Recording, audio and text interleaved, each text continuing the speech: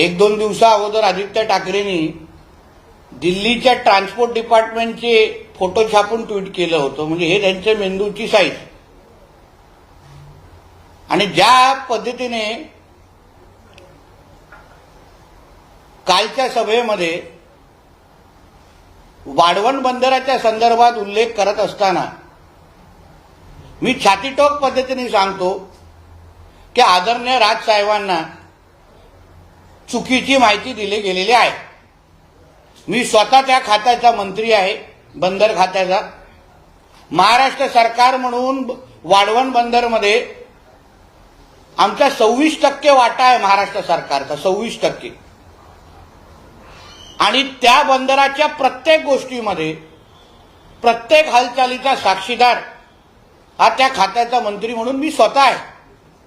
प्रधानमंत्री असतील, आमचे मुख्यमंत्री असतील आणि आमचे सगळेच बंदर खात्याचे अधिकारी अतिशय चोख पद्धतीने आणि बारकाईने या वाढवण बंदरामध्ये सगळेजण काम करतायत.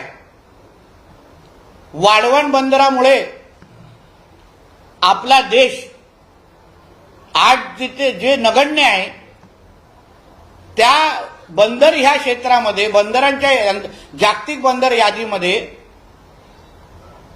एका त्या वाढवण बंदरामुळे पहिल्या 5 क्रमांकामध्ये येऊन थांबणार आहे.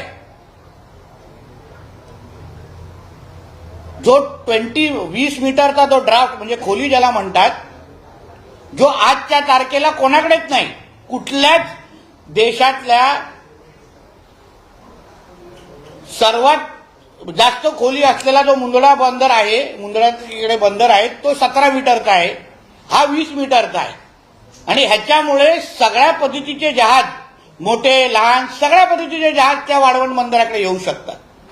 त्याच्यामुळे नोकरी संदर्भात अगर आपण बोलाल तर 12 लाख डायरेक्ट आणि इनडायरेक्ट पद्धतीचा रोजगार हा फक्त एका वाढवण बंदराच्या माध्यमातून स्थानिक तरुण तरुणींना भेटणार आहेत, महाराष्ट्रातल्या तरुण तरुणींना भेटणार आहेत. आणि त्यासाठी आदरणीय लोढा साहेबांच्या मंत्रालयाच्या माध्यमातून कौशल्य विकासाचे असंख्य कार्यक्रम घेण्याचे कार्यक्रम सुरू आहेत.